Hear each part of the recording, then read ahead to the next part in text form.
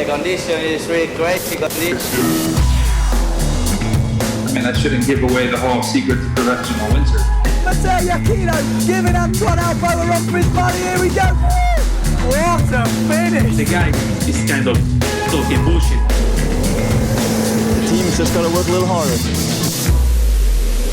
Welcome to the Windsurfing podcast, back again for episode 46. And this week we have a legendary board shaper who started his career at Hifly. We talk about early board design before he moved to F2 and was working with a very young Bjorn Dunkerbeck. We talk about dream boards, the evolution of board design and how rapidly it just progressed. We talk about board lengths and all the interesting stuff. We then talk about the demise of F2 and what happened then, and then the launch of his own brand, T1. Yes, you've got a very big clue of who it is. Most of you over the age of 40 would have probably used one of his boards. So we're going to talk to him about that, what he's got going on now and what he thinks of the current windsurfing situation. Who is it? Well, it is, of course, Peter Thommen. Hey, Peter, how you doing? Thank you so much for taking the time. I would actually ask you how you're doing, but you don't strike me as a guy that likes small talk. In fact, I kind of heard you don't. Hey, I'm doing okay. I woke up this morning. Yeah. That's usually a good sign. So it gives me a chance to live another day. So yeah, all good. How about you? I'm good. I don't know if I should be nervous or not. You first of all, like your first job was a journalist, and you actually, one of the first thing you told me is like, I'm a journalist. I'm, by trade, I'm gonna judge you by your performance. So I guess challenge accepted. I'm a windsurfer from Poland, so it's already a challenge. Yeah. No, that's good. Yeah, I just wanted to warn you, and so you're on your toes and pay attention to what you say. So yeah, I never do. It makes it usually more interesting, than just stupid small talk. Yeah. And questions that you can't really answer differently than yes or no. Yeah. Okay, let's go. Yeah, let's just do it.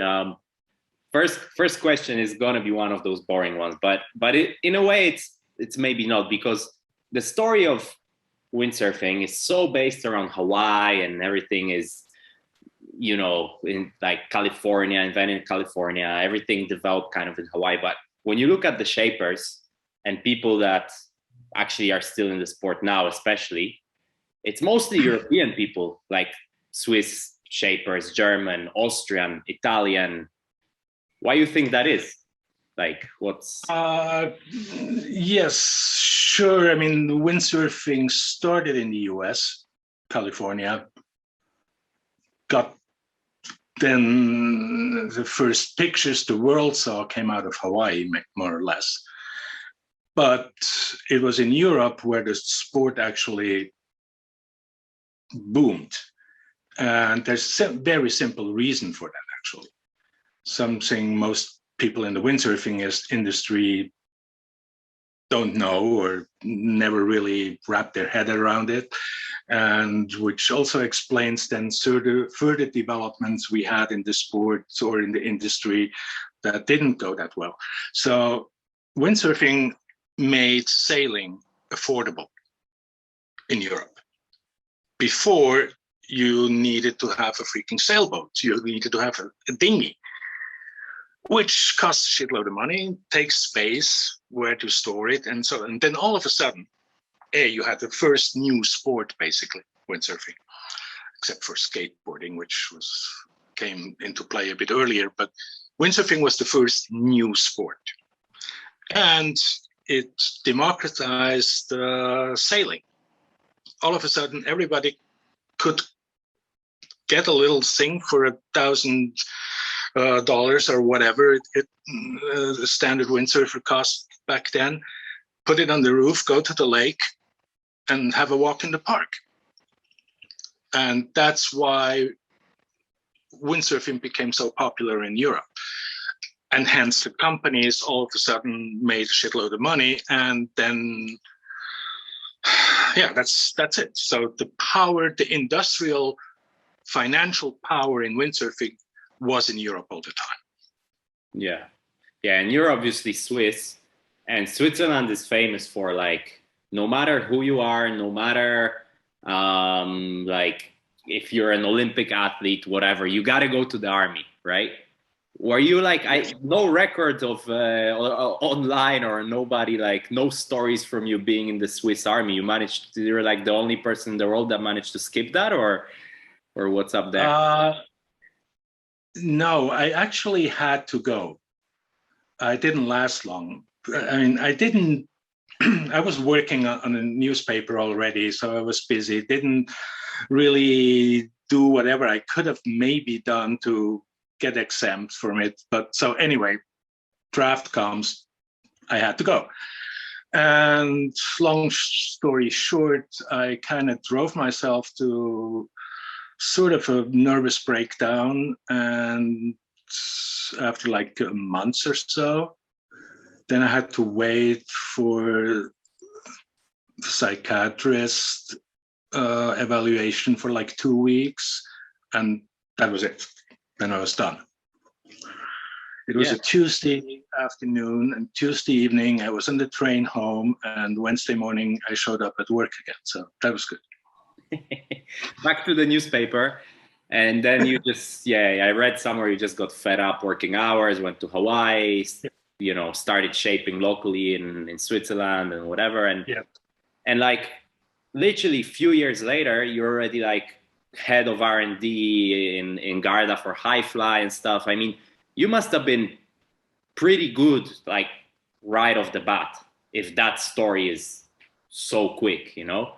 You remember like a moment or maybe a board that you're like, I actually know exactly what I'm doing, you know? This is the one, this is the breakthrough, this is... Oh God, I wish. I still don't know what the heck I'm doing, so... I started out building boards with a friend who actually introduced me to windsurfing. My parents had a house, we were living on the lake. So that's why all my friends all of a sudden ended up in my backyard. So because that was so, and then we started building boards right off the bat. And I don't know a specific board, but God, I built so many boards right off the bat. I mean, it was basically one after the other.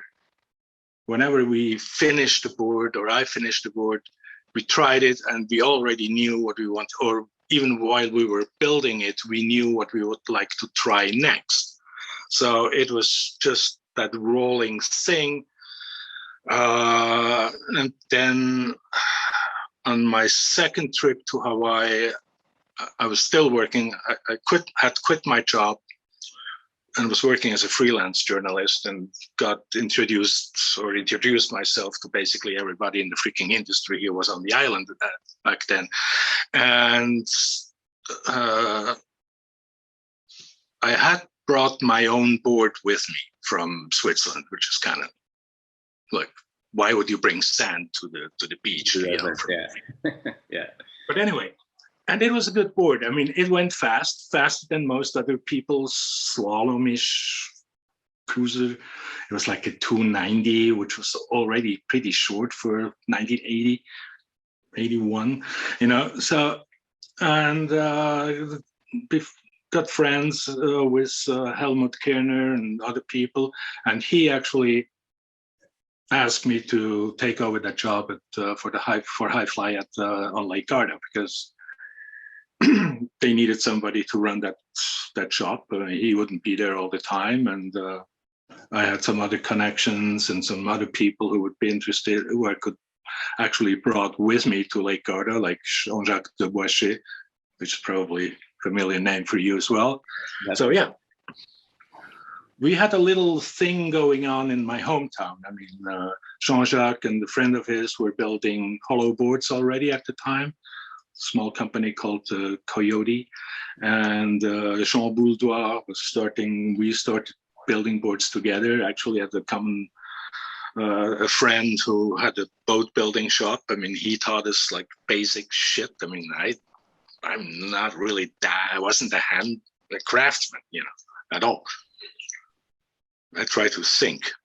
Yeah, yeah, and sorry if I go really fast through the early years, but we got so much to do in the 90s and stuff, in the early 2000s, that I kind of need to. You said somewhere like Hifly was.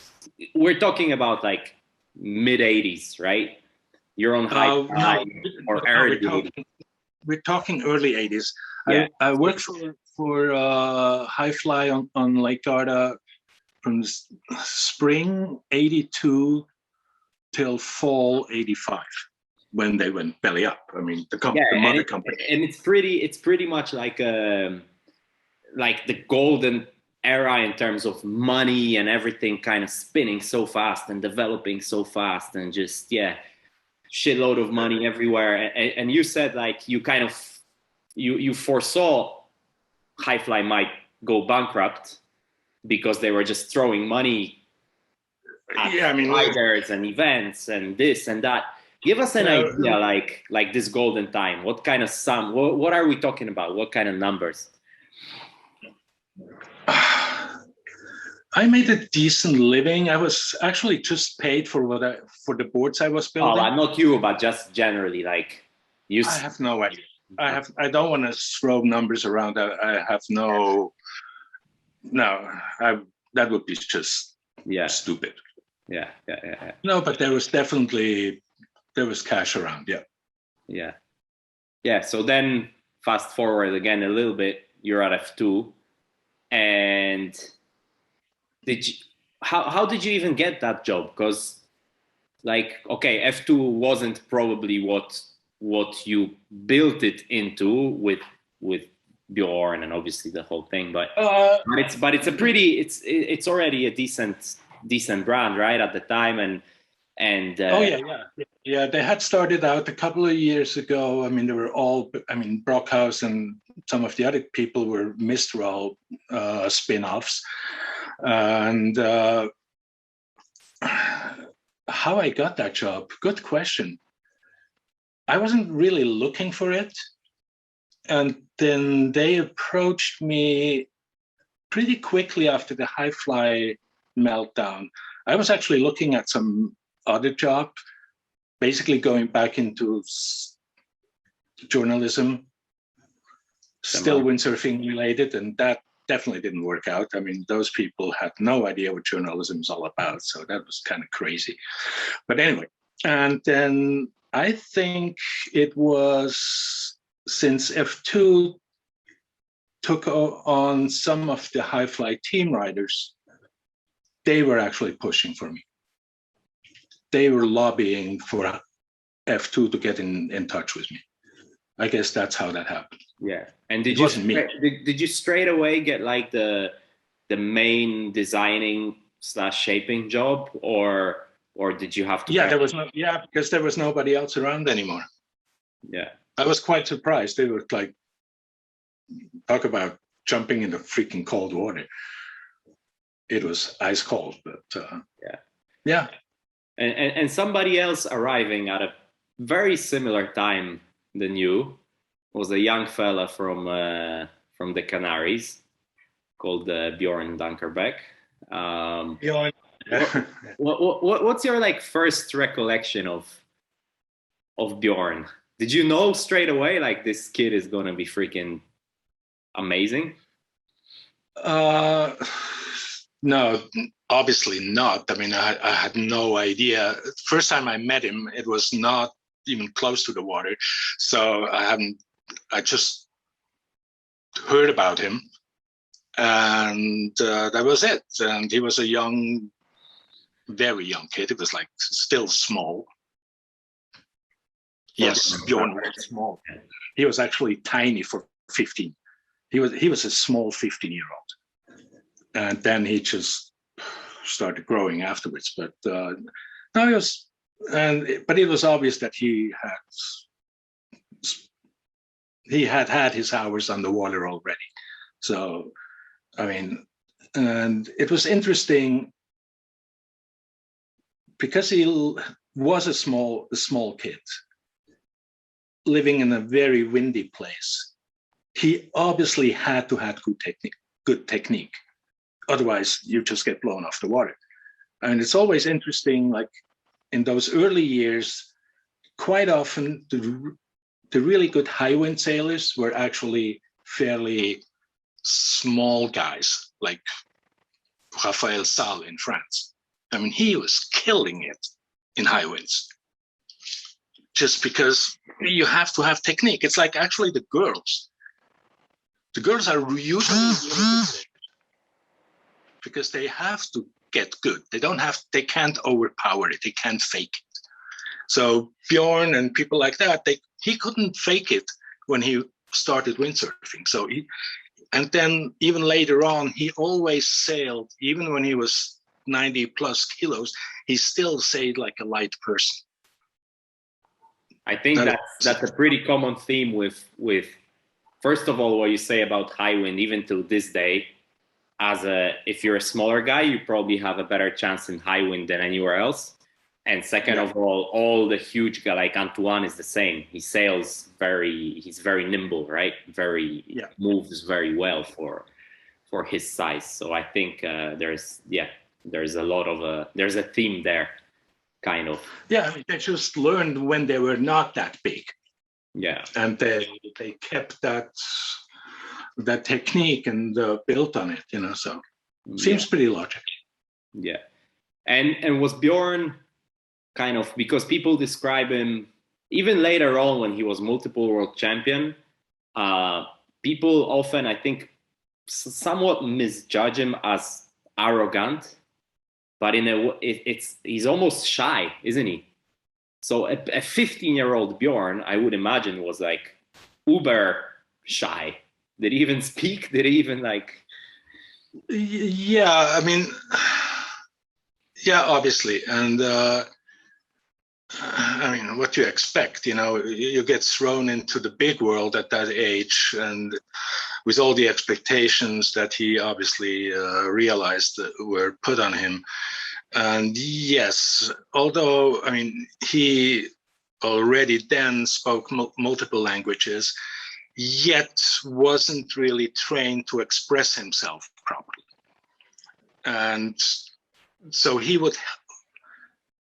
I think he held back quite often, and that then was interpreted as being arrogant or cold or whatever, but he was just afraid of not being able to express himself properly, I think. Yeah. And the work relationship, like, did you guys start working straight away closely? I mean, he's a kid, obviously you probably at that time have some better, more experienced riders, but the company already putting him in that seat of like, this is our next big guy, and please, Peter. No, Bjorn was part of the team, and same as like, I already knew, obviously from my high fly time, I was good friends with Bjorn Schrader, Axel Ohm, and these guys. And then there were some new people, I forgot the names, coming in, and but Bjorn I didn't focus on him, except that I would actually make certain boards, especially for him. Like I remember I built a shorter course board, which didn't make any sense, but it made sense to make it for him so he could see that it's not going to work for him. Yeah. And then we put him on a regular board during a World Cup. I guess it was actually in Sanford. And right off the bat on the 375, I mean, that short board was like 330, 35-ish. And I just knew that doesn't work. It's just not possible.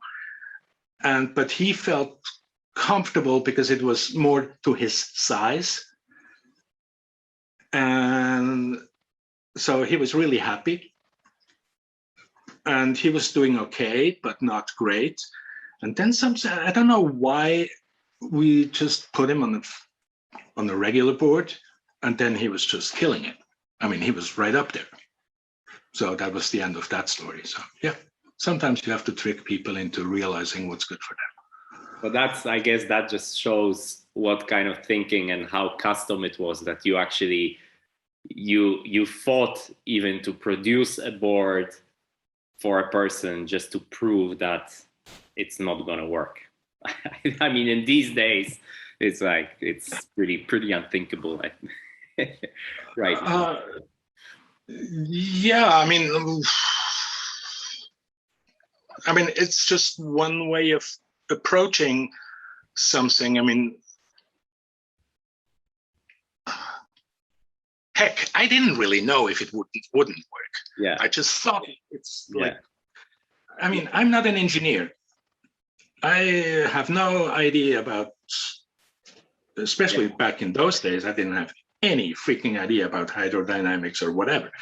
So it was just basically like figuring out, trying to have common sense and see what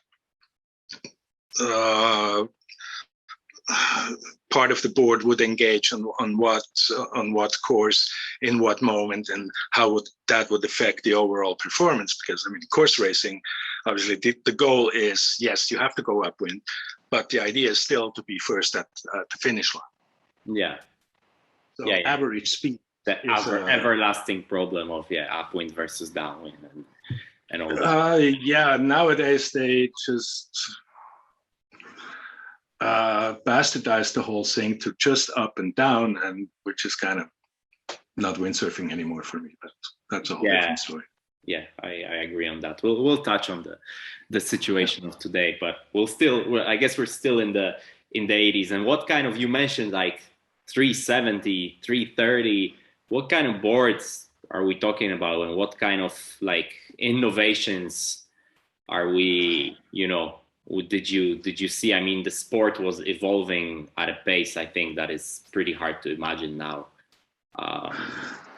It was pretty breathtaking. What were you guys working on, let's say? Like, what was the focus? There's always something, like the bottom shapes, you mentioned length. I mean, boards, still, when I started windsurfing, boards, they were given in length always. The axis 255 and just like that's just the marketing side of things. Make it simple so people have and that never tells the story. The length doesn't tell the story of the boards, like the width doesn't tell the story, or the volume doesn't tell the story. It's just one aspect of it. I mean, I can build you 15 90-liter waveboards. They will be all different. So what does it mean, 90 liters? Yes, it has 90 liters. That's it. Doesn't say big ship. So same with the lengths back then. Okay, that was just the sort of the norm, and also the racing, because I definitely was aimed more at the racing scene than anything else.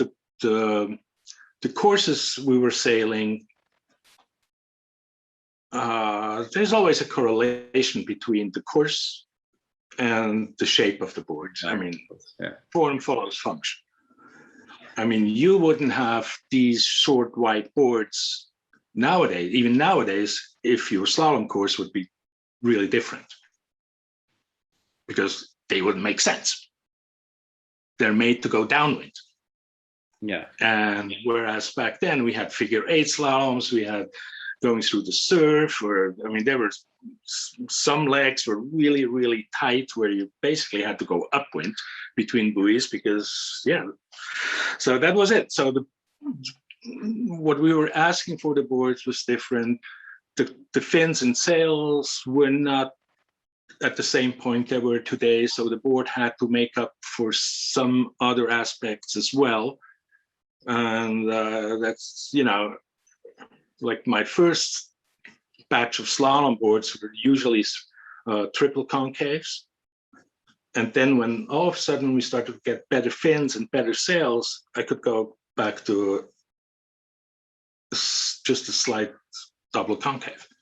I didn't need more grip, direction, stability from the board anymore.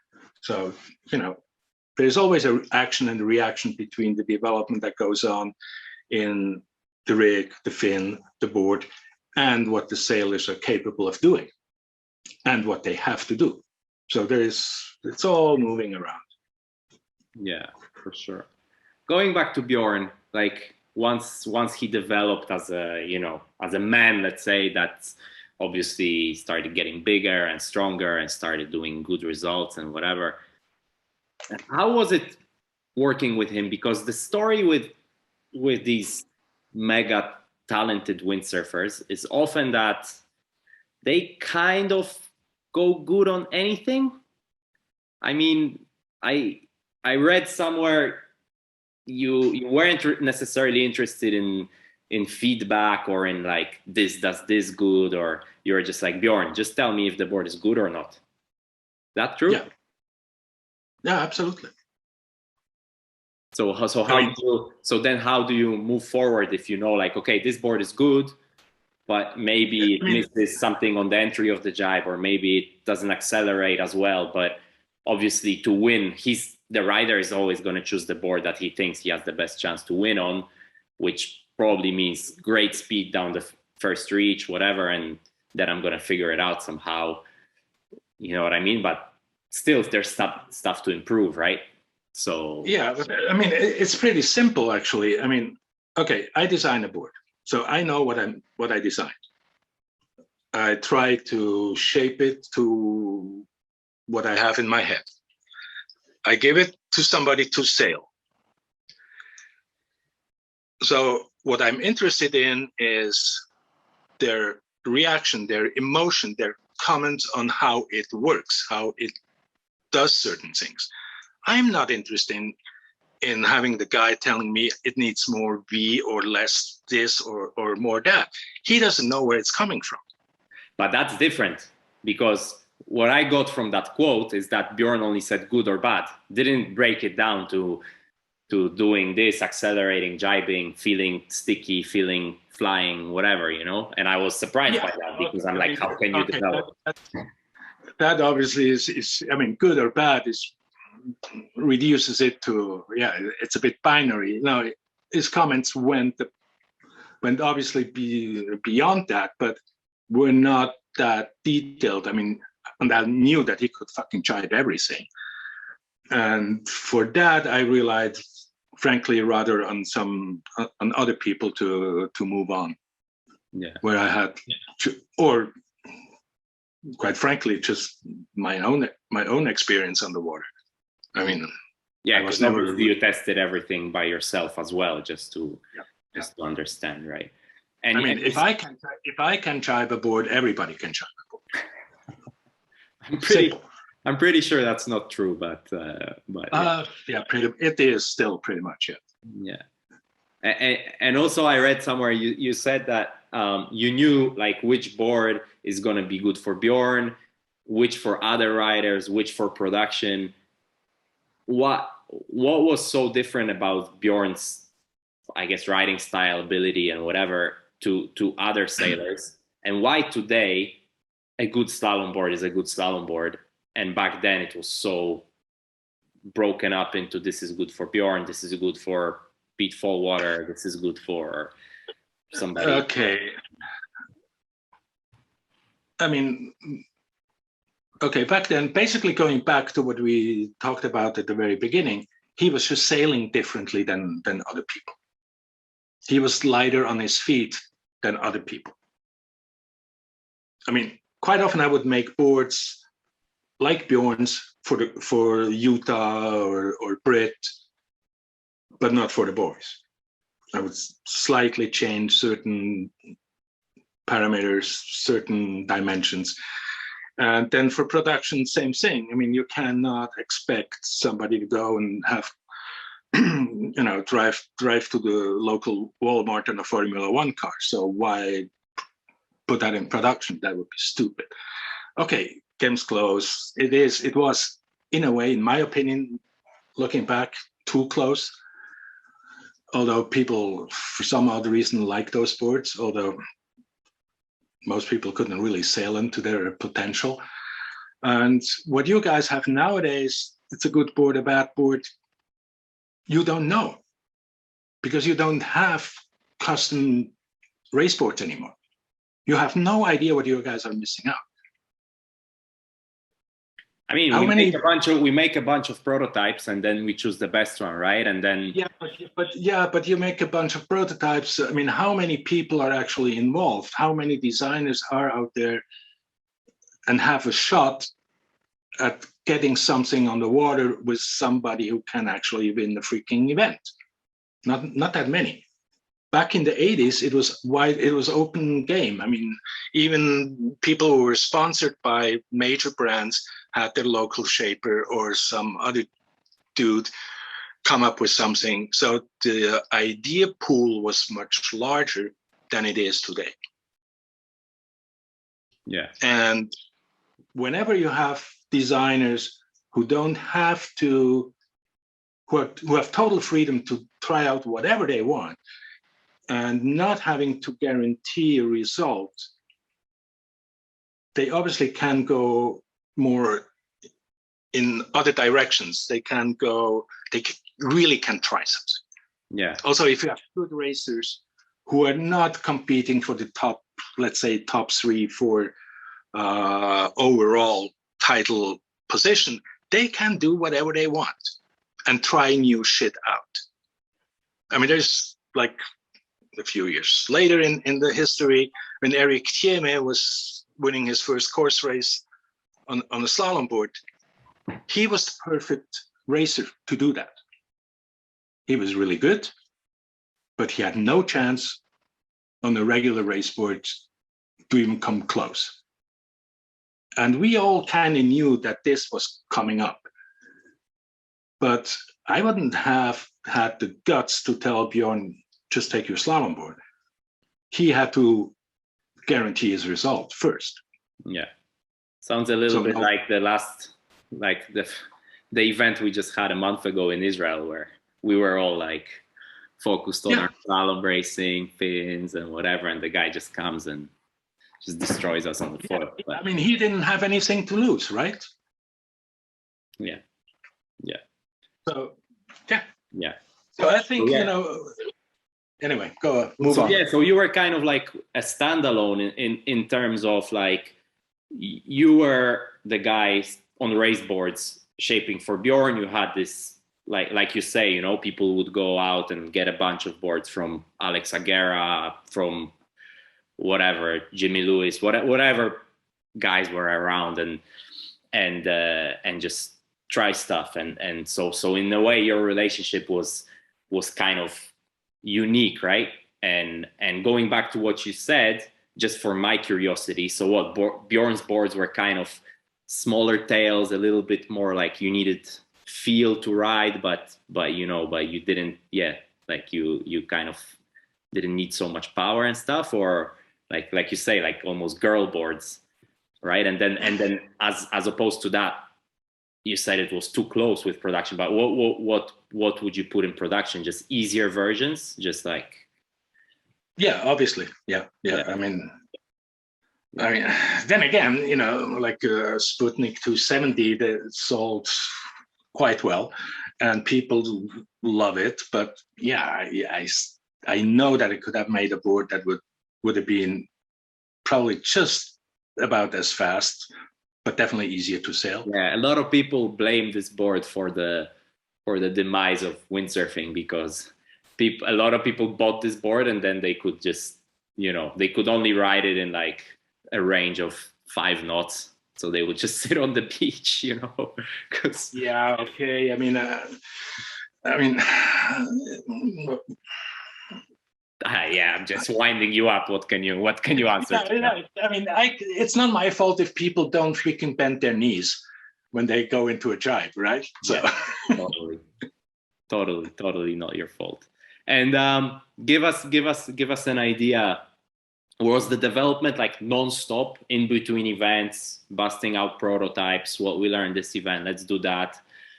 I don't know, silt is coming up, let's work on freaking silt board. Was it non-stop? 200-300 boards a year, probably, like? No. no, it wasn't non-stop because I would do most of my work on Maui back in those days, but I wouldn't be on Maui more than 5-6 months a year. And you also need time to reflect on what you have done to move forward. Otherwise, you're just producing the same shit. So taking time off, step back, look at it, and also, observe what's out there. I mean, there's other people. I didn't invent anything. I just and then yes, I mean the team was pretty big. So yes, between the team boards and prototypes for production, it was maybe around close to 200 boards a year or something like that. So yeah, there were busy times, and then there were times where there was nothing going on. Yeah, and you would hand shape all of them, and then somebody else would glass it, and then if the board if this would end up, something would end up being a production board, you would also just send it off. Because these days, shape designers, shapers, they have to take care of a lot of the factory shit and all that. I guess no time for that. You were just strictly shaping, right? Yes. I mean, I would obviously sign off on the master model and or produce a master sometimes. And then everything else was taken care of by F2 in Austria or later on at Cobra. Yeah. When you were giving a board to, well, we say glassed, but it's not really glassed. It's probably laminated carbon, whatever. What was the like philosophy behind strength to weight? Obviously, these boards were Paul's light. They were like 5 kilos, some of the slalom boards, right? But they would still have to last, I don't know, Pozo plus Fuerte, freaking bouncing around chops under 95 kilo of Bjorn's, and all the team's power. So how was that, what was the construction back in the day? Because nowadays it's all pretty standardized, but I heard some, I guess it was. I mean, there were some exceptions where we tried some weird shit. I made some boards like out of Roja cell and as a sandwich core and 1K carbon fibers. But yes, it was a bit lighter, but a real eggshell. And then you still want to finish the race. So no, the board has to last. And quite often the difference between the super light stuff and the board that's going to last the whole season is 3, maybe 500 gram max. Yeah. I go for the 500 gram any day. Yeah. Not to mention the super light board, even if it doesn't break, you're going to have a massive freaking negative between the straps or something, right? And the board's just like as good as broken. It's not going to last, period. So why go there? Yeah. No, my boards I was never the weight freak because it's just too short-sighted. Doesn't work. Yeah. And even on the water, I mean, yes, there are certain marginal conditions when it's super light, when you might feel a slight difference, but in general, the better board still works better than the other one that's lighter. So, I guess it's more of a design thing than weight, for sure. Like you also have the opposite, back in the days when everybody, especially in Hawaii, was still doing Clark foam waveboards, and we started doing EPS waveboards that people would say, yeah, they're too light, they bounce around. I said, yes, because you do the same shape as you do on a much heavier foam. So obviously you can't just change the material because the difference is so major that you actually have to adjust the design for that. So weight Yeah. It's what it is. Yeah. No, I read an interview Ken Winner did with you, and he claimed that he basically tried to kind of claim that that the heavier boards, they keep planing more because they have more momentum, more inertia. Yeah, the Like really, inertia. these days it's so funny, but I guess these ideas were real ideas, right? I mean, and Ken was not the only one. Like years later, when Laird brought back up the stand-up paddling, I mean, he didn't fucking invent it, right?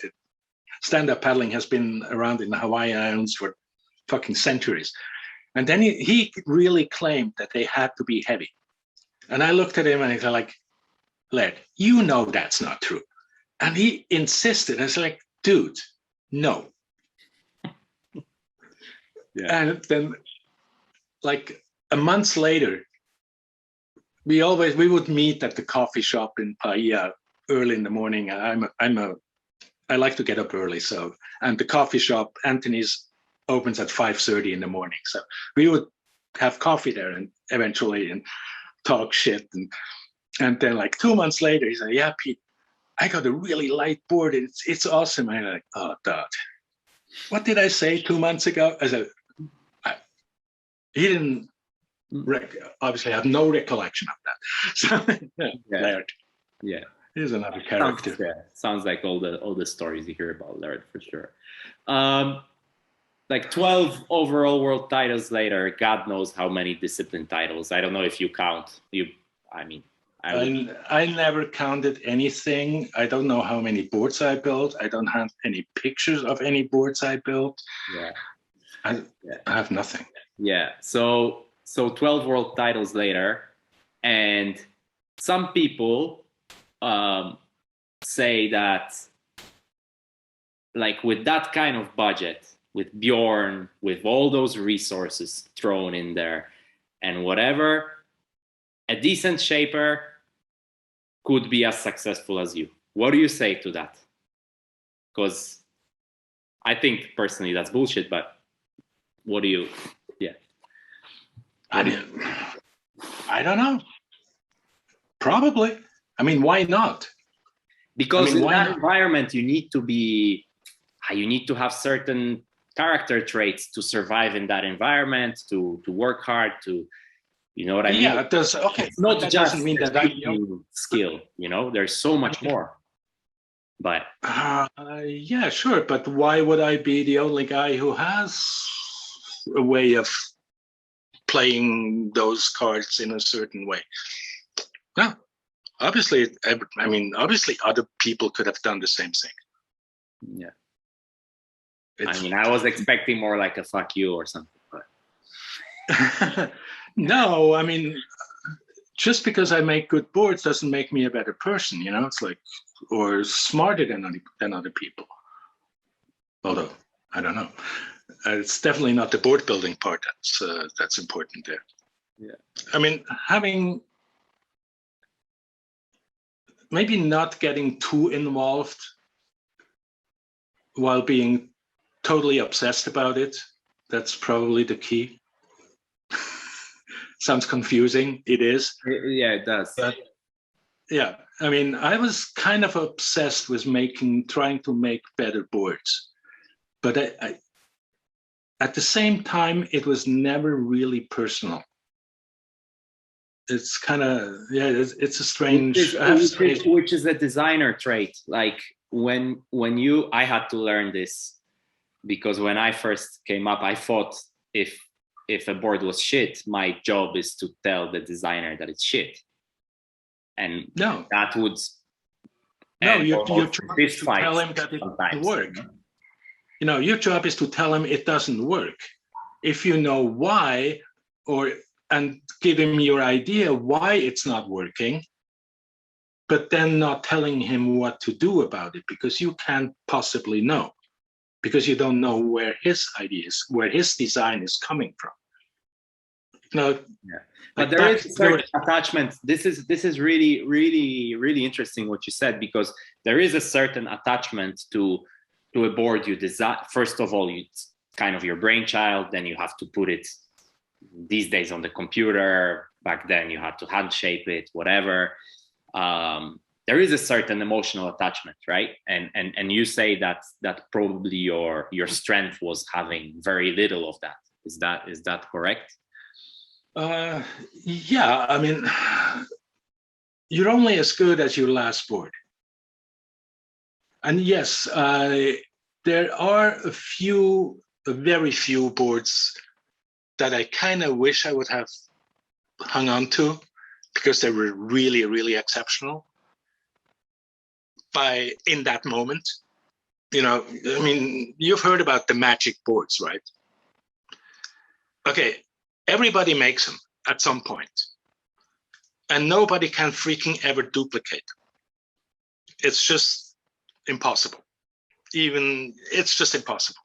So these boards are magic, and when you have one, just keep it, hang on to it.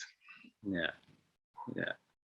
At all costs, and do whatever it takes. It can be banged up, repaired. It can be totally out of shape, and it's still going to be a magic board for some odd reason.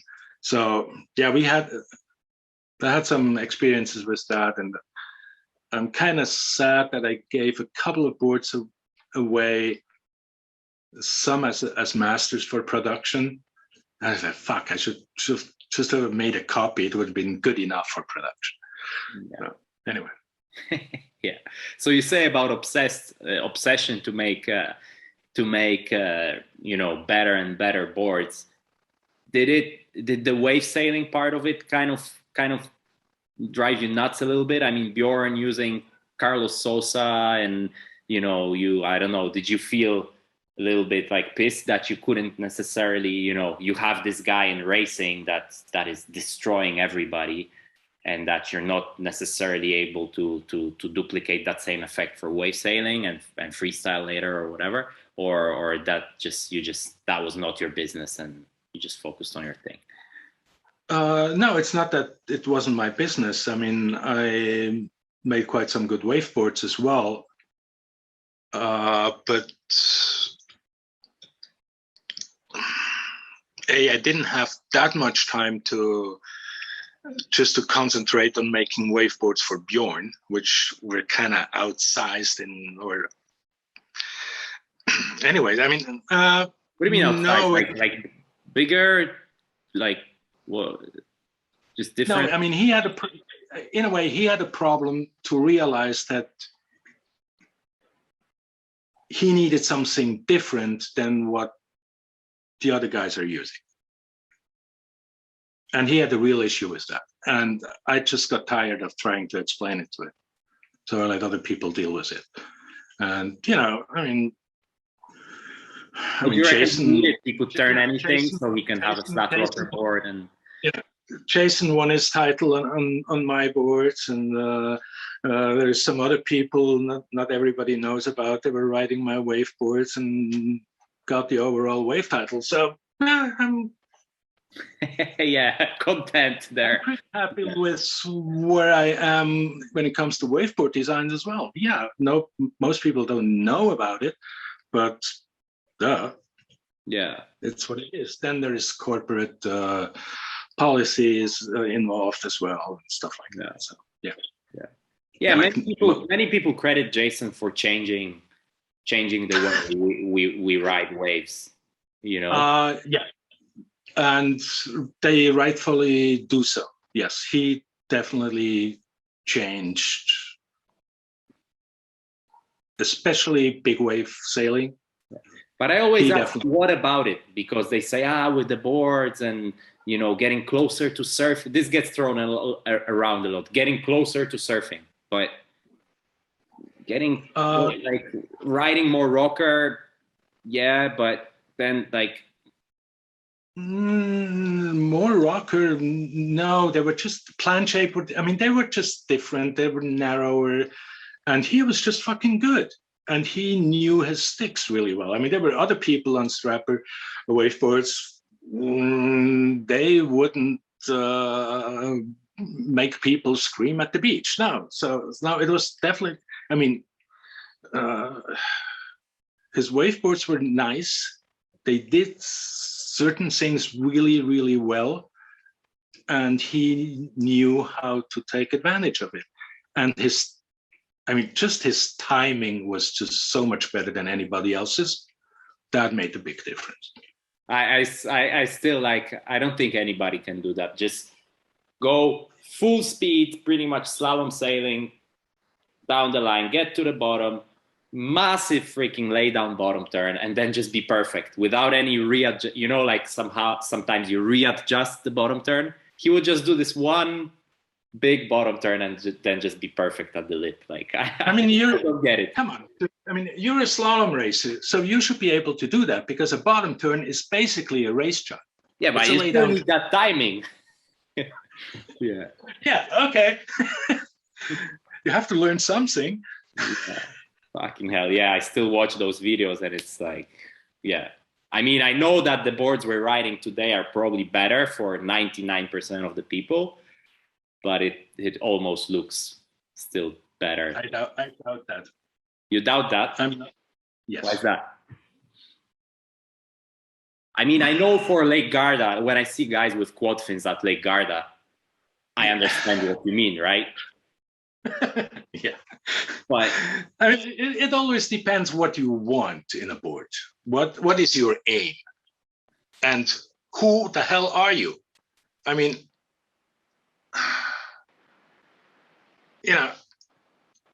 for most people, for most windsurfers, it's all about having fun, right? Yeah. Because they will never have enough time to invest to actually get good at it. I mean, that's just a fact. And that's something the industry totally lost focus on. I mean, people who buy boards usually have a job. Otherwise, they wouldn't have the money to buy a board. So you just can't.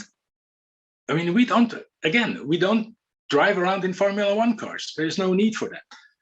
And same with waveboard. I mean, waveboards nowadays, yes, you have to be, if you're really good, okay, but what percentage of the windsurfing population can actually use them properly? But you don't agree that, for example, a multi-fin holds speed through a bottom turn better, and it's just easier to turn because you pivot around, multiple pivot points and whatever. So for a punter, it's easier to ride waves. Heck, I took a single fin, like a 2000 Fanatic Goya. I don't know if it's a good board or not, but I couldn't freaking bottom turn. You know what I mean? Yeah, because you haven't learned how to do it. It's just different. The technique is different. It's like single fin surfing is different, and the weight transfer is more important, and the lines will not be the same. I mean, multi-fin boards, especially the quads, are actually, you can be pretty damn lazy and just stand there and turn the thing, and then exactly. So that's good for the punter, right? I don't know. What do you ride? Do you ride a multi-fin or not? I would ride a thruster now. Yeah. There you go. Yeah, depends on how big it is. Yeah. I haven't been back to Maui in a long time, so outer reef, I might still shape myself a single fin. Yeah. Just because I'm used to it and I know how to, because then confidence in your equipment, in how it works, becomes important when it gets really big. I know. I went to Jaws with a 218 production board. That's stupid. Sorry, dude. That's stupid. Man. Oh, it was so bad. Yeah. I mean, what did you expect? I didn't know. I don't know what Levi and these guys are riding out there nowadays, but I don't think they're on 218s. No, they're on 240s, 55 wide. Yeah. Yeah. Duh. Waveboards. Yeah. What I call a waveboard. Yeah. So, I mean, there's actually an interesting development going on in the surfing world. I mean, I'm not a surfer by no means, but I kind of keep in touch with what's the development in surfing, because it's always been interesting to me, because that's the base where we actually came from and stuff. So Sometimes I know they're more in about. front, but sometimes they're really far behind. Like with the technology that now they're all, APS is so good. But anyway, continue. Yeah, but there's always reasons for that. But anyways, I mean, and I have old friends who grew up in Waikiki, and they still know what a hot curl surfboard is. People don't know that, shit like that. So there is, and you always learn when you know the history. History is always a good thing to know. So, so what's going on now is a trend to what they call mid-sized boards. And it's basically, they realize that the modern shortboards, which all the pros and hot kids are riding, are just too much to be enjoyed by the weekend warriors. So now everybody goes back to, like, you know, instead of a 5.4, 5.6, all of a sudden 6.1, 6.2s, and 6.4s become popular with a slightly more volume, slightly wider outline, and people are catching more waves, are having more fun. It's all good. Same when it comes to waveboard. Why would you need a 218? Most people are not nimble enough to actually use that short length.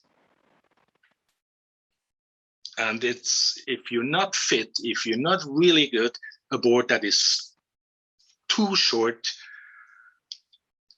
not per se, but for you, then it just becomes more of a hassle, more of a struggle, and more of a fight to keep the thing going, instead of adding a few CMs. But in a way, we went there with waveboards, because when you were shaping for F2, probably the prototypical size of a waveboard in volume would be, I don't know, 75 liters, 78. Nowadays, I don't even have a 78 in my, and I barely know, only like the really small guys have that size boards, you know what I mean? Now the prototypical size is probably an 88. You know? Again, you know, you can't just compare the volume. Obviously, you're right, but then a 55 liter or 60 liter waveboard had the surface of a 100 liter waveboard of today. Yeah. So, you know, there is that, and the rocker lines were so much smoother that they would actually get going, even though there was no freaking volume left. But you know, so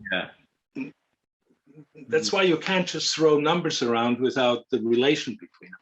So, but what I say is, I mean, I see it around also with my custom boards, 230 for a regular waveboard, let's say between 225, 25 and 235. You don't need anything shorter for most people, or most people can't use anything shorter. I agree 100%. Yeah.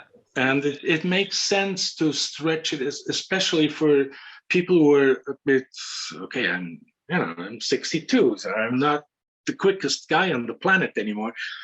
It just helps because the added length also gives you time when you fuck up. And that saves so much energy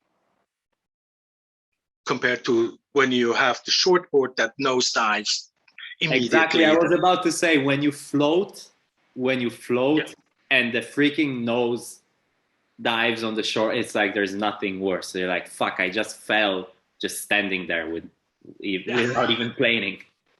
Yeah, and it's super hard to keep the balance. I mean, even 10 CMs make a huge difference for something like that. Do you really feel it when you're sailing them? I don't think so.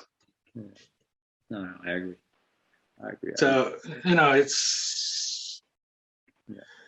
Then, you know, I'd rather have a waveboard that's a bit longer than what's cool, but not as wide as as most of them are today. Especially when you go into bigger surf. If you have a board that's too wide, you're too freaking far away from the rail, you're too far away from the wave. It's not it. I think we're going a little bit in that circle, like we went too far and now everybody's kind of scaling back to what you're just saying. Yeah, I would think so. I mean, I'm not surprised that when you say, I mean, I used to, again, I used to make boards for Levi. I mean, he is still one of the best sailors out there. And that he's not going out on a 24-inch wide board and Jaws, no surprise here. Yeah, totally. Yeah, speaking of Levi, Jason, Pete Stallwater, rest in peace, and Baker. Outside of Bjorn, you worked with so many riders. Some of them still around, as you mentioned. Who stands out to you as like the most techie, like invested in numbers and shapes and R&D and whatever, and like who stands out to have just maybe no clue? When it comes to techie, none of them. I probably wouldn't have worked with them. Because you just don't like when somebody just goes into your field and tells you what to do in your... No, it just doesn't make... It's not that I don't like it. I mean, always try to work out of somebody else. I mean, some other designer shapers shops. I mean, like built boards out of Jimmy Lewis's shop, Mark Nelson's, and with Richard Green. And I like to have that soundboard of somebody who knows my language. I don't know the racer language 100%. So how would they know how we look at things? And sometimes too much information kills the information. So I always tried. So when I had a new team rider coming in, or somebody knew I had to make boards for, it was okay. You have a quick chat and then say, okay, here's how it works. I'll make you a board. Then you tell me what you feel, and then we go from there. Don't give me numbers, because it doesn't make sense. Yes, or then you can go to whoever wants to build boards by numbers. I mean, I'm not an artist painting by numbers either, so no. Yeah, I guess you have to keep your identity. And I don't pretend that I made the best boards. I don't pretend I made boards that everybody likes or like.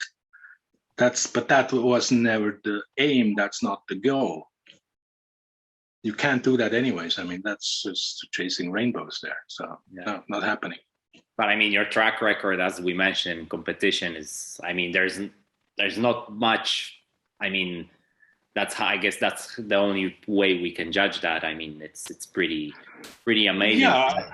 But I mean, yeah, I mean, I worked hard for it. I had this topic with Ola Helenius, the Simmer Shaper and Starboard and whatever. He did a bunch of stuff for different brands, and there is something like you say, you know, Peter Thommen boards would have a certain feel to it, right? All of them, like no matter. Yes. Yeah. Yes.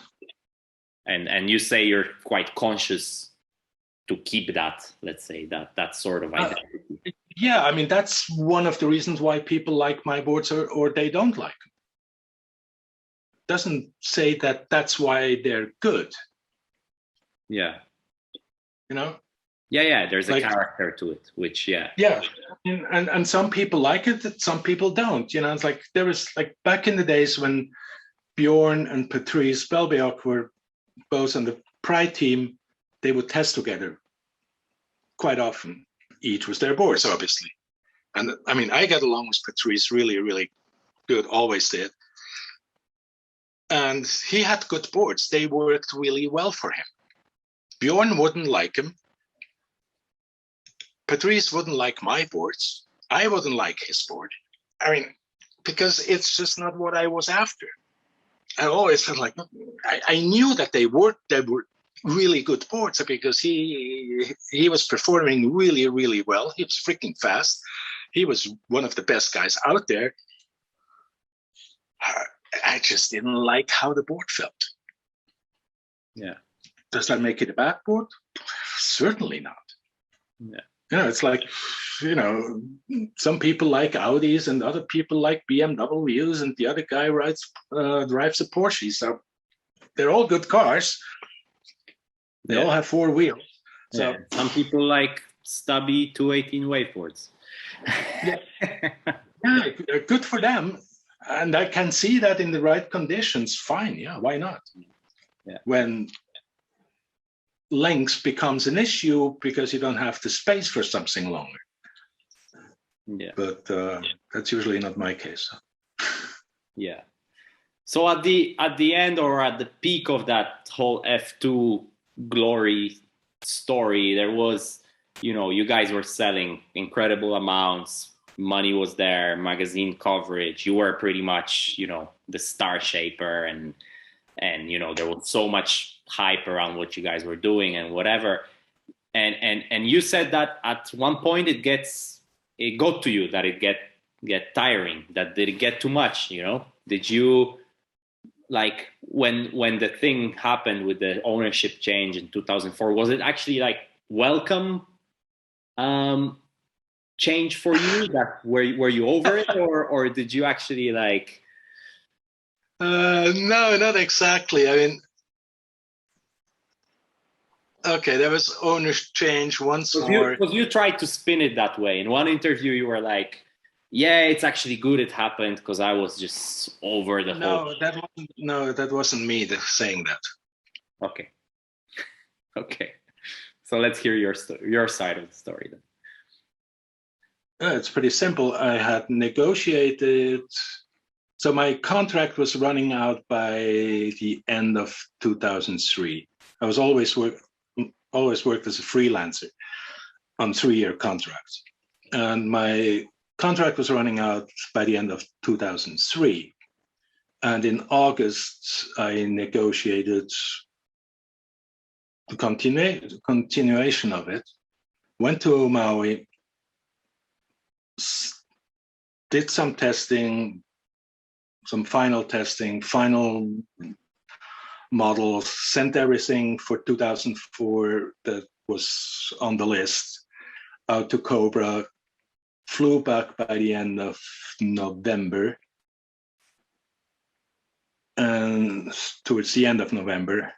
And 2 days later, I got a phone call from some dude from, it's not important who it was, who told me, yeah, we're not going to renew your contract. You're out, done. That was it. After 17 years of collaboration with F2. Well, it sounds like there is some, maybe not hard feelings, but let's say that if you were to manage that whole situation, you would manage it totally different. That was it? Yeah, probably. I mean, yes, I would have sent out basically a 1 year's worth of work and then getting booted out the next day. So that was kind of frustrating, obviously. So yeah, I kind of felt like being played. And pretty dumb for the company too, right? Did they? You actually sent off the whole collection already, not the whole collection, but the few models that needed replacement. You know, it's a rolling process. So yeah, so that was kind of like, okay, that was stupid, but yeah, so it goes. I mean, you reckon it's just that Patrick was, I don't know, cheaper, or I don't know, or they just wanted fresh blood? Like what's the motive to not even talk to you, negotiate, or like? I mean, the cheaper. I don't know what his conditions were after that. I mean, what was the figure? Yeah, they basically want me to work like 25% of what I would have been making so far. So I said, no, I'd rather die. I mean, it's like, no, that's not serious, you know. It's like, no. Okay. Just tell me that you don't. There was a little bit of a negotiation, let's say. Not much, but That's not in. I mean, that's just not in good faith. Anyway, I mean, that's just like, if you don't have the balls to tell somebody, okay, we're over you, we're done with it. That's the next best thing to do. So, and that's just not honest, you know. So, yeah, it was kind of a surprise. And obviously, things had been changing over the years since 2000. That was just, I mean, we're not the same people involved, and it's people who make a company run, you know. So yeah, and Bjorn obviously left by that time, in 2001, did he, or something like that? 2000, yeah. So 2000, when you know, that whole breakup started, when F2 got sold again, and and then when Neil Pride bought JP, and that breakup situation was kind of weird as well. So yeah, we had Martin Brandner on. He said he was kind of negotiating, already knowing that he would be on JP, but negotiating still with F2. He said it was a total mess with the whole Jacobs purchase and all that stuff, and just he basically said the same thing as you're saying, that the people there were not capable of managing the situation, let's say. Yeah, no comment. No comment. I love that. So then your successor, Patrick, just one little story that he told me, that he had this course race board that everybody liked and whatever, and they invited him to show it to meet you, to show it to you, and you were like his idol and whatever. And he says that the board was there, he was there, a bunch of people were there, and you came into the room, lit up a ciggy, looked at the board, said okay, and left. So it's just like that. What else was there to say? I don't know. It was a board. It was a board sitting in a room. Yeah. So I don't get the point. I mean, he came to Maui and we worked together a little bit. We sailed together and stuff. And so, hey, we all retain what we want to. So, yeah, I don't know. I have no recollection of that incident. Yeah. It's just a funny little, maybe, like you get to meet your idol and whatever, and it's like, yeah, interesting. I think you were, at that point you were somewhere so high, and he was just a beginner shaper that No. That I never had that. Obviously, I knew what I was doing or what my position was, but as said early on, I make good boards. So what? So no, I was not looking down on anybody else. I mean, God, I have respect for most people. There's a few exceptions for basically all people who build boards, whatever they are. So no, if it came across like that to him, I'm sorry about that. Wasn't the intention.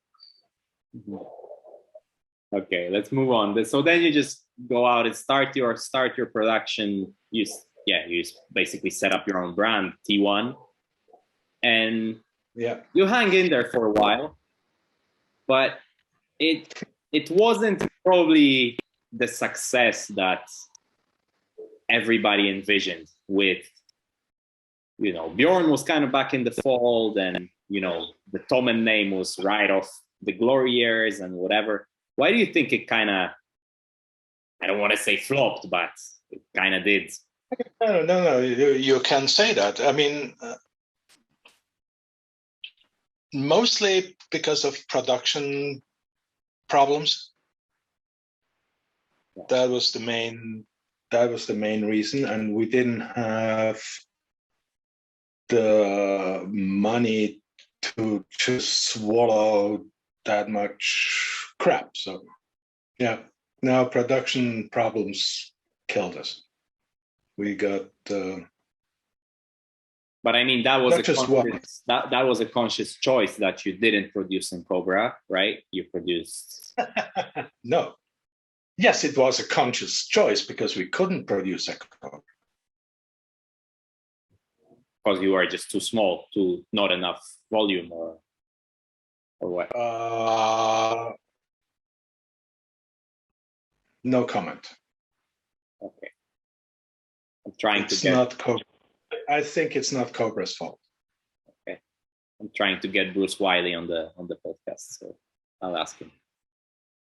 He wasn't in that position back then. Okay. We go way back with Bruce. He is a really good guy. Yeah. So, I mean, hence with Bruce in another position, we started producing at Cobra last year. And yeah, but that's it's difficult with all the COVID thing. Everything changed again. Conditions have changed and make it basically impossible for a small company like we are running with my partner Mark Thoms and Arjan.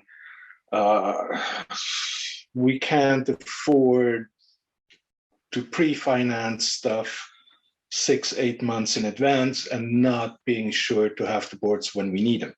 So that's all up. Yeah, it's struggling. No idea where we will be a year from now.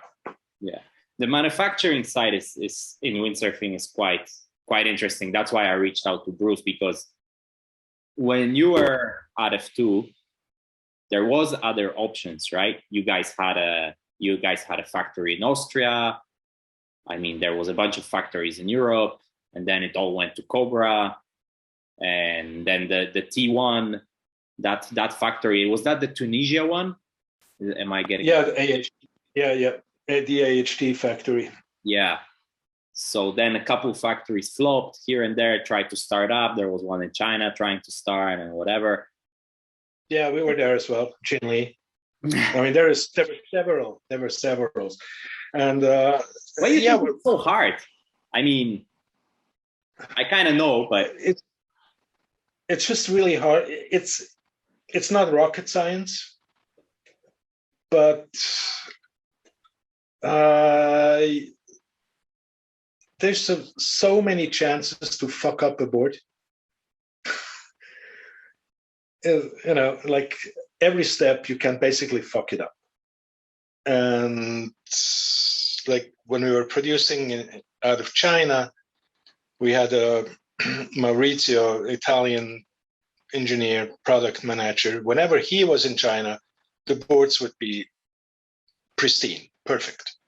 Whenever he was back on Maui, what came out of the factory was basically good for the dumpster. But you couldn't tell because they looked the same. So then you run into warranty problems, like there's no tomorrow, and stuff happens. You go like, is that even possible? You know, like when you all of a sudden see failures that you haven't seen in the last 30 years building boards, you go like, how is this even possible today? You know, so it was frustrating. Yeah. Learned a lot. What makes you happier? Like hand shaping 200 boards a year, magazine covers, all this, you know, hype and stuff, or doing your thing on the down low like you are now? It's not the same, obviously. I mean, both things are kind of interesting. I mean, now I'm building boards for people who are really happy to get something that just works for them. And a lot of these of our clients, they just sail way more than they used to, or started again. It's like with the production boards we make. I mean, all of a sudden people are happy to go out on the water again and have fun. And not, I mean, most of the boards that the brands are offering are just strange. They just don't make sense for a lot of people. It's, I mean, you know, when I was at the F2, in the F2 times, I mean, all the fun board stuff and, you know, the recreational market was mostly, especially the bigger boards, were Werner's domain.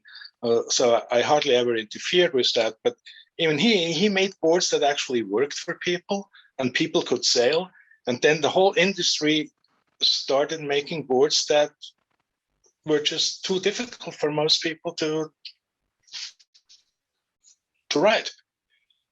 And then they just tossed them and quit. So those boards still don't make sense to me. I look at them and go like, why would you have a beginner board that's 240? I mean, that just doesn't make sense. Or 245 or whatever. I mean, it's like, no. Just because it fits in a car, is that the new criteria that a board has to fulfill rather than actually work for people on the water? It's just strange how things go. Maybe the criteria is that every once in a while you have to update your range and you have to do something, right? That's totally overrated, I think. That's just, you know, any designers, I guess, view would be the day when you don't have to talk to the marketing guy is a good day. Yeah, there you go.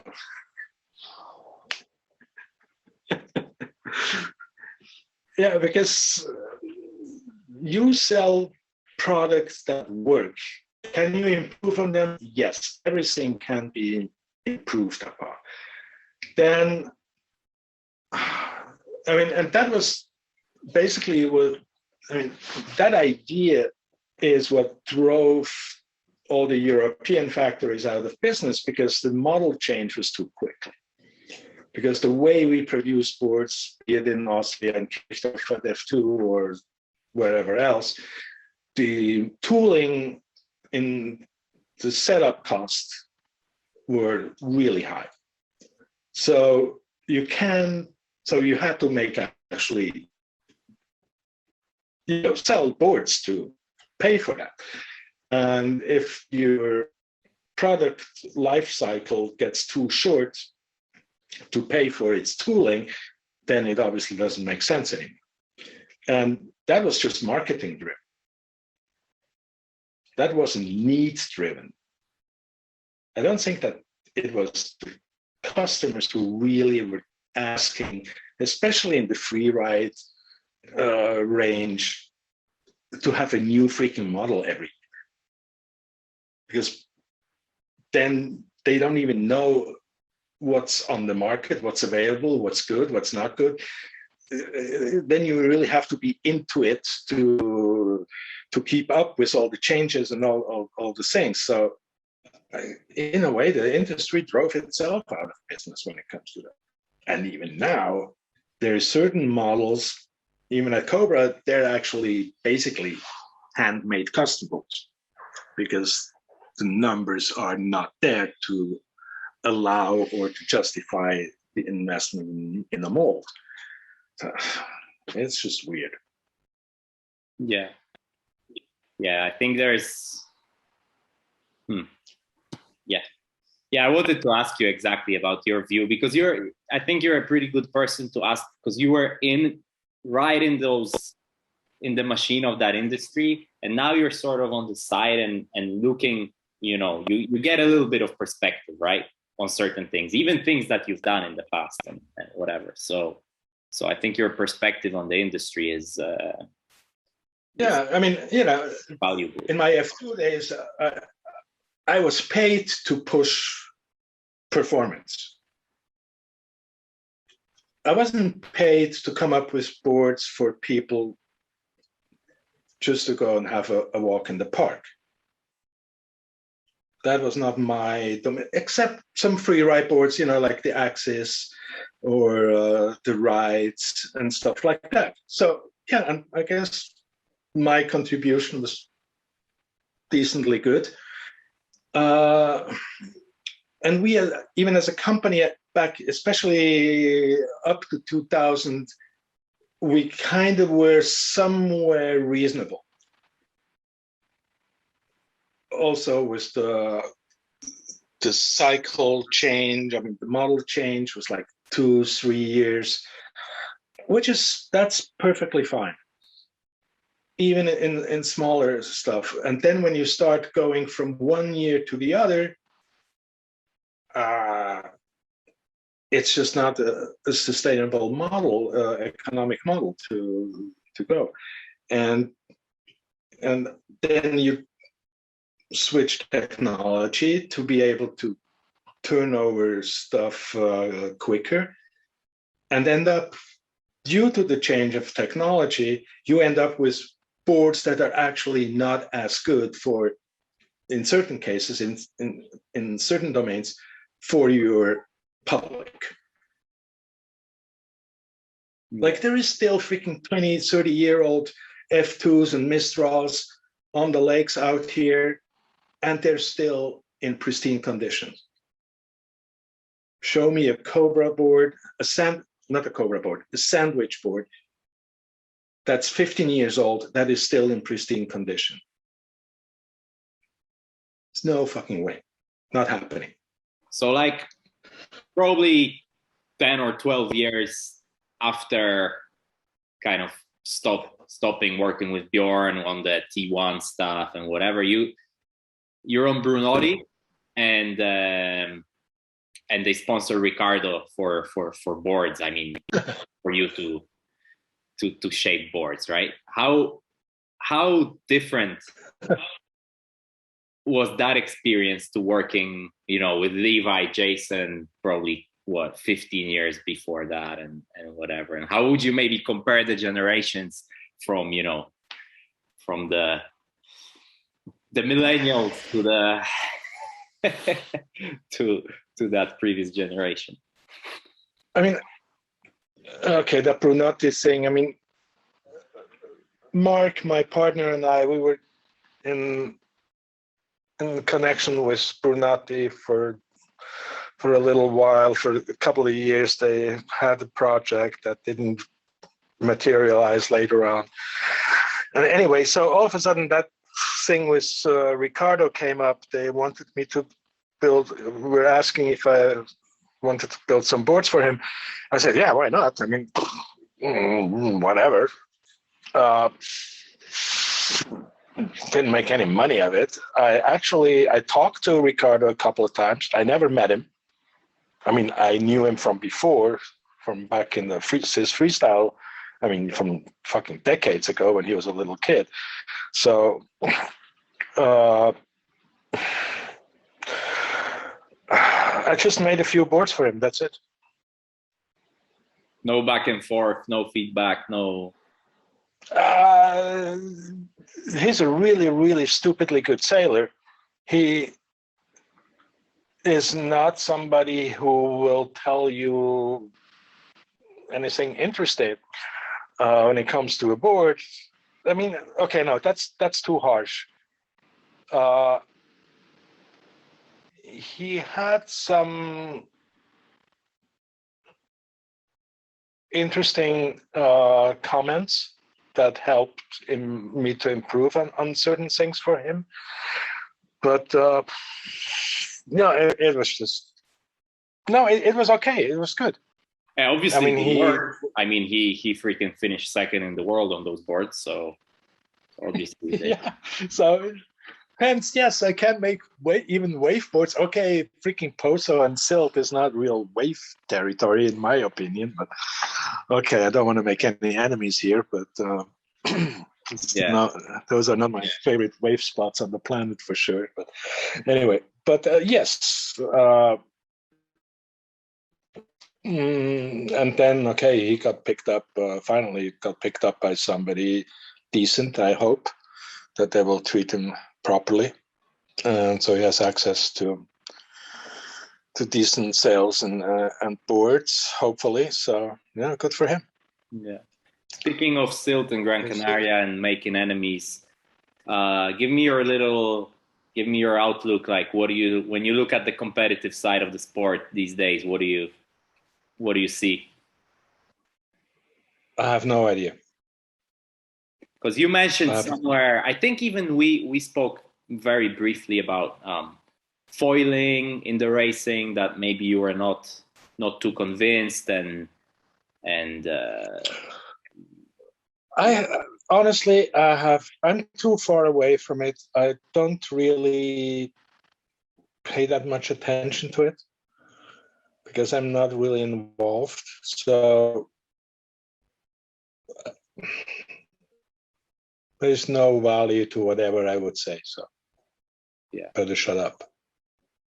Yeah, but somebody could come and decide, okay, would you be up to go back into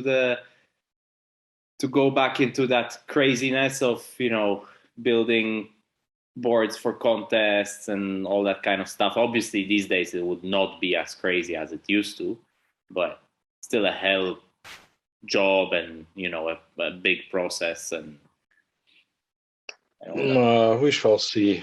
I'm not sure. I mean, who would be crazy enough to hire an old fart like me? But yeah, experience helps, and I'm not sure. It would depend, obviously, on a lot of things. Let's put it that way. Especially personal relationships. Yeah, are important. Yeah. Too old to fight with people I don't like, so no. Yeah.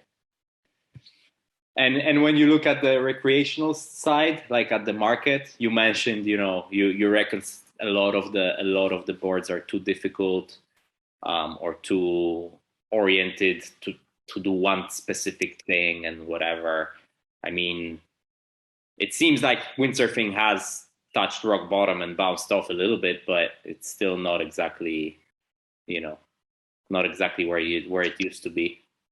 Probably never gonna be. But yeah, but obviously, I mean, how? I mean, okay. Again, I mean, how could it go back to where it was? I mean, at the very beginning of our conversation, I said it was the first new sport that came out. Yeah. I mean, windsurfing is older than mountain biking. Okay, and it changed dramatically over the few decades it's been on the planet. So obviously the pool of people possibly interested in windsurfing didn't expand. It definitely it shrunk. It got divided, not the fault right? of windsurfing. Sorry? It got divided in between many other sports as well. Yeah, I mean that's the main reason why. I mean, all the new sports, even freaking snowboarding has issues. Skiing has issues.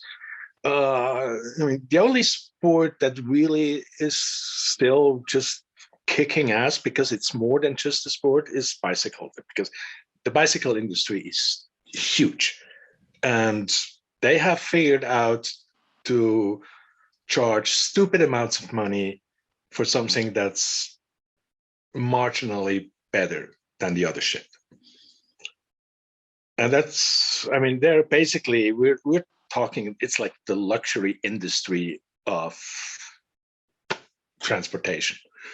It's absolutely stunning what those guys get away with. When you look at the prices for mountain bikes or e-bikes these days, you go like, are you freaking kidding me? When you can buy a car or a full-blown freaking motorcycle and it's cheaper than a bicycle? Okay, I might be an old guy. I do have a problem with that. And yeah, we just never, and we, on the other hand, have that, because it's called windsurfing, we have that, and it's a windsurfing heritage, a surfing offspring, so a garage industry offspring. We have that image that clings to our throat. So. And for people, then, obviously building boards, it's not the same thing if you build a surfboard, a cheap SUP, or a windsurf board. It's just not the same thing. But for the layman, when they come to the shop and they see a surfboard for $500, they see an SUP for $700, and then they see a windsurfer for $2,500, they go like, it's the same shit. Why is this twice as much? They don't know that it's so much more complicated to actually build one of those compared to the other ones. And nobody even tries to explain that. Yeah. It's what it is. Okay, I'm not the fastest guy when it comes to building boards, but if you do it properly, depending on what you do and how you want to do it, it's between 35 and 40 plus hours of work. And not continuously, obviously. So it takes freaking 2 weeks to make a decent board. That's just how it goes. So, yeah. And people are not really. Unfortunately, I still have people, and then, people don't want to pay a stupid amount of money for that. There are some other guys, especially in Germany and some people in France, who charge ridiculous amounts of money for a custom windsurf board. Yes, they're high tech. Yes, they're super light. They're super this and that. But really, is that really necessary? It's still a freaking toy. So I try to make something that is reasonably priced, reasonably light, reasonably durable. Okay, that's what I'm aiming for. I definitely don't want to make the lightest boards on the planet, because they just don't last. Even if you put in whatever you can find them. And that's just, in a way, for me, a sustainable board is a board that lasts. Forget all the hype about eco this, eco that. Not happening. Yeah. That's if it lasts 10 years, if it lasts five, six, for somebody who sails a lot, if you have a board that lasts 4 or 5 seasons, that's a sustainable product. So that's the goal. That's the aim. Yeah. Somebody who sails. Go ahead. Hard to disagree there, for sure. That's all I wanted to say. Yeah. Yeah. You always have. Even you mentioned the other day something about quote Cobra boards. That people are sick of quote Cobra boards. Okay. First of all, Cobra produces what the brand managers are ordering. They produce to your specifications. So if you take everything out of it, what makes a board last, so you have a better showroom weight, then don't complain about Cobra building boards that don't last. It's not Cobra's fault. Yeah, no, what I was saying is I wasn't the brand manager. I wasn't maybe bad mouthing Cobra. I just said it got a bad rep because but I mean, it got a bad rep without it being their fault, except that in a way that they accept to do something that can possibly work in the long run. Yeah. But it's all the brand manager. I mean, the brand manager or the product manager who specifies what goes where on what board. I mean, actually, I went through that last season. I mean, when we made our specs for our boards, and Bruce was kind of laughing at me because I added stuff where most other people take shit out. And he goes, yeah, but you have a weight issue. I said, no, I don't have a weight issue. I want a board that lasts. If it weighs, as I said, 3 grams or 500, even half a kilo more,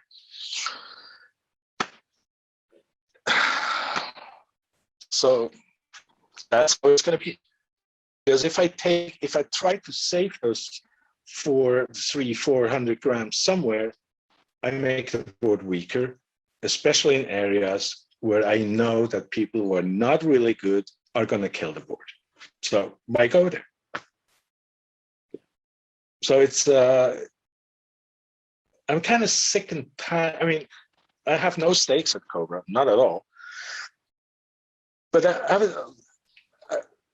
it always didn't sit right with me that people would complain about Cobra boards. I was like, no, that's not how it works. They're not responsible for what goes into the board. They're just responsible to put it together. And they improved that process, I mean, quite well, I have to. So, and it's so easy for everybody in the whole industry to blame the producer than to say, okay, yeah, we specified too light of a layup. No, I mean, there's no freaking brand manager who will make a statement like that because he doesn't have to. There's no accountability for fuck-ups when it comes at that level.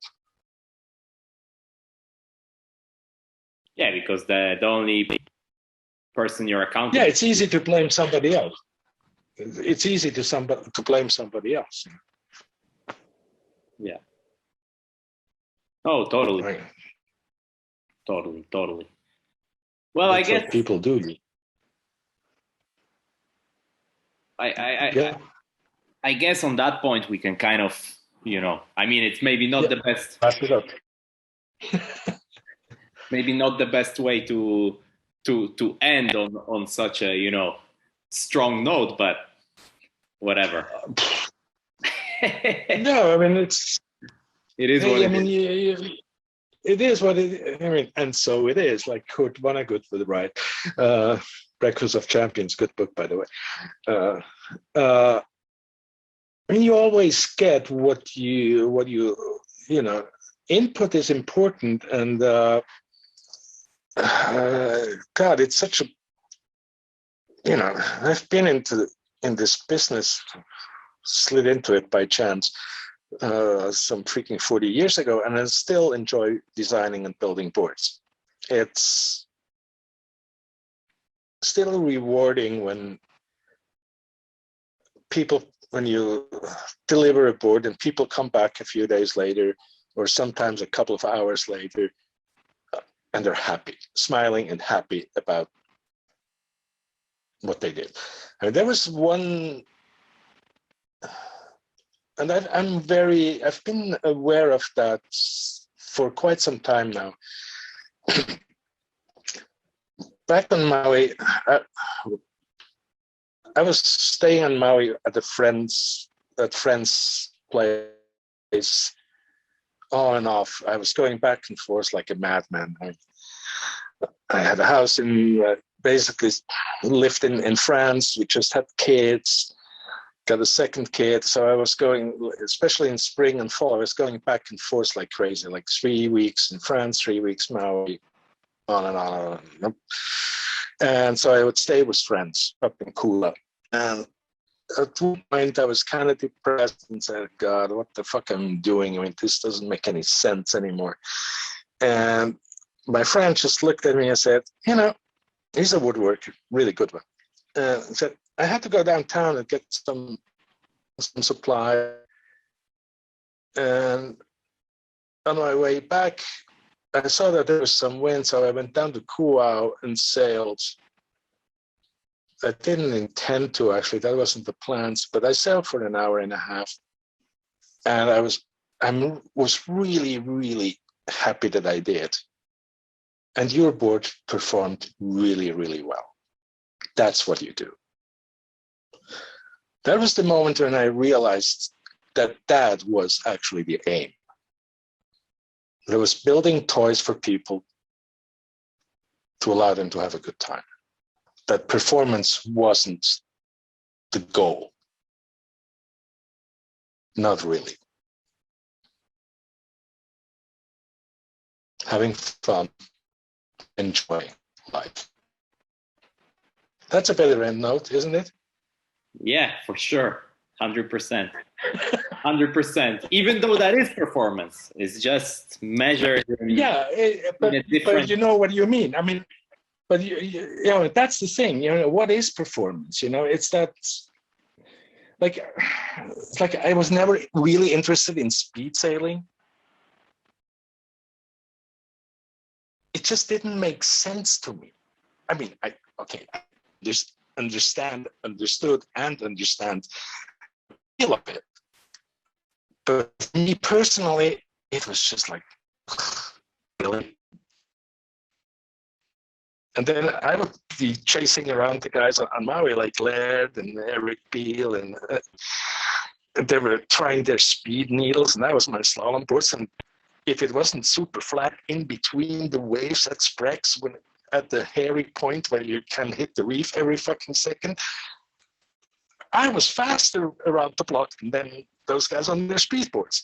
So, and I could jibe and go back up to where I wanted as I pleased. So for me, it just, yeah.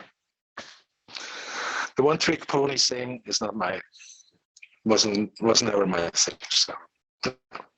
Yeah, I'm a little bit similar. That's why the fascination with Bjorn and what he managed to do. And of course it was a different time, but yeah, it's pretty insane. Yes. And yeah, everything. I mean, the whole organization of the thing was different. And I mean, I'm not familiar with how your race scene looks like these days. I haven't been around the block for quite a while, so you should come to Silt, your favorite place. There are some good parties at Silt. Yeah, that was it. Yeah, it was pretty good for that, but yeah, as long as it's not snowing when you come out of the restaurant at 11 at night, it's okay. Exactly. Yeah. Exactly. Yeah, strange place, isn't it? Yes. Okay. One last question. Peter Thommen, journalist. How did I do? It was easy. I was. You got stuff to say. Yeah. You let it happen. The minute you told me that you don't want to offend people and it's going to be a challenge for me, I knew it was going to be a good one. So, I know. Yeah. But it's always good to give fair warning. Yeah. Thanks so much for taking the time and for the no bullshit attitude, talking straight, and yeah, I really appreciate that. And yeah, good luck. Attitude is for people who don't know what they want. Yeah. Right on. Okay, it was a pleasure, man. Cheers. I really appreciate it. Okay. Okay. Aloha. Thank you. Bye. There we go. Thanks, Peter, for that podcast. Real interesting insight to the early days. I love it. Absolutely love it. If you liked it as well, give us a thumbs up, like, subscribe to the channel, and let us know who else you want to see on the podcast. What are your favourite podcasts? And we'll do our best to bring them to you. Our host, Maciek Rakowski, is actually competing in Greece, so we might not have one next week, but stay tuned to the channel. As soon as we do, we will be back uploading. See you then.